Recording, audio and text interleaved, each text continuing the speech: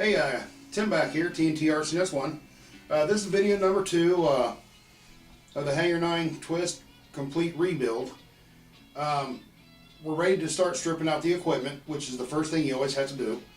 I'll show you my things that I do that'll help the process along a lot easier.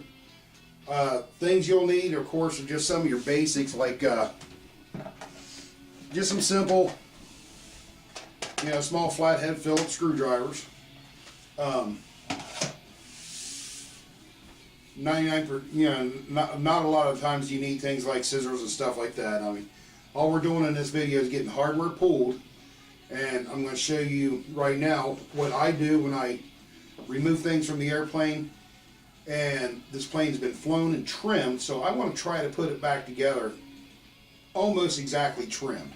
Now there will be variances because the new covering, the differences in weights, if you got to do framework repair, anything like that, it's going to add weight and balances here and there. So there's going to be some trim work involved when you remade in the plane, but it shouldn't be that bad if you use this technique.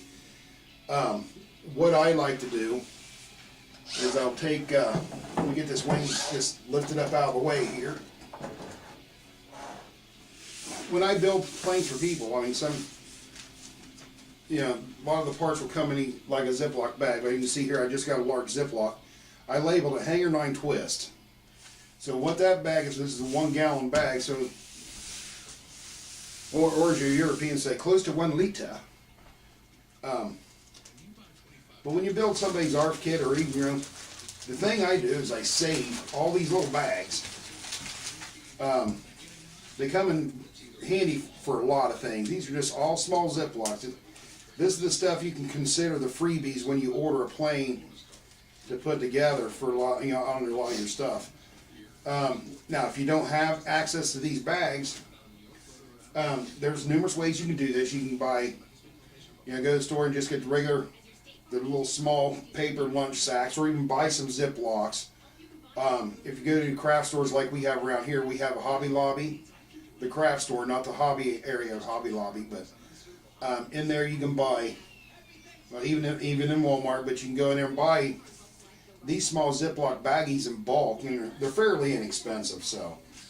But that's what I do is I literally take all of my parts that I pull out of the airplane and I'll bag them up, label the bag with a, I'm going to show you this in a live version. You're going to take the bag and you're going to label whatever it is. Just take a black permanent marker or whatever color permanent marker, or you can use a piece of masking tape and just tape it on or write on the tape. It doesn't matter. But if you write on the bag, like, I'll just put my, we'll just put TNT RC nuts on that one. How's that? And it's a reusable thing. Now, if this bag is labeled, let's say motor hardware, for your motor mounts and stuff like that, everything, all the hardware to hold your motor and stuff in, and you're done with that baggie and you want to source it for another project, I'll show you how to remove that if I can have her get me the alcohol and a paper towel. But that's what I'm saying. You're just going to take these baggies, label it, what you have in there, zip it up. You can either put them all in your master bag or keep them separated out, but it'll help you keep your parts from getting lost to where, I knew I had this screw or this nut, now I got to go buy another one. It just saves headache. If you're done with the bagging, when you go to put your airplane together, you can even do this when you buy a new plane and label what's in the bags. And, and then when you get that baggie, if you take regular rubbing alcohol, you just saturate it. This is 71% alcohol. I'm a right-hander, so. But you can just take rubbing alcohol, spray on that permanent marker, and with a little bit of rubbing, it just comes off of there. I mean, there you can see. And that's all there is. Okay, with no further, let me throw that away. No further ado, let's get on to me getting this plane stripped out, and I'll be back in just a little bit and show you how I bagged the parts and labeled them and everything else. One thing I could mention though, if you give me the fuselage there, honey. Whenever you take things off, I'm going to use this as an example. The one thing I didn't mention in video number 1, I don't know if this is in the shot, but she can tell me. Can you see this right here, babe? Are you able to see this area right here in the motor? Yes, it did. Okay. I've had to change out this rudder servo, I think 4 times already, and this is going to be number 5. The exhaust for this ARF kit comes straight out, and the way Hangar 9 has it set up, this rudder servo on numerous occasions just keeps getting blasted with oil from the motor. We even put an exhaust deflector on there. We went ahead and took that off. It's on another plane now. And had it pointing up, and it's still got oil back here to the point. And I'm going to show you what it's been doing to my servo. This can get quite expensive. So one of the videos that we have, we're going to get into a mod. There the elevator's on. We're going to get into a mod. I'm actually going to turn the motor sideways, rebuild a little bit on the front end, and get that exhaust to blow down and under. But right there doesn't look too bad. But if you're using a lot of rudder, it gets. You see that little bounce right there? That gets to be a big problem in the air. I couldn't figure out what was going on, and we had it sitting on the ground, and I hit that rudder stick, and that rudder just bounced back and forth like it was a piece of rubber. And that's one of the reasons we're going to mod the front and get this exhaust off of that servo. Now, we're either going to do, that's the first reason we're turning the exhaust. Let me see if I can get the switch turned off there. Second reason I'm turning the exhaust in the motor is because all this exhaust comes right on top of the wing also. Well, I'm going to turn it up underneath, and it'll keep the plane a lot cleaner and be a lot better for that. But back to the baggy thing. Sorry about the sidetrack. I'm going to use an example here with the rudder servo.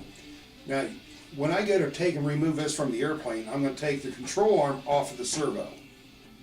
I'm going to leave it connected here and take the 3 screws out back here that holds the control horn on. And I'll take just a little piece of masking tape like this, just whatever masking tape or something. And what I'll do is I'll label it rudder control or rudder. I'll know it's the control, but I'll just label it rudder. I'll wrap that around the rod, and that's where it'll sit. So that way when I go to put it back on the airplane, there's actually no guesswork to where all your hardware goes. You know exactly where it's going to be replaced back on your plane. It just saves a lot of headache. But that's one of the techniques her and I used to use all the time to doing this. Now, if I can get her to grab all these baggies for me, the one thing I've mentioned in my other videos, her and I have done reworks on models for years, for not only ourselves but a lot of other people. If it seems like I'm tooting my own horn, then I have a right to, I believe, because between her and I, for 3.5 years when we lived in Florida, this is all we done for a living.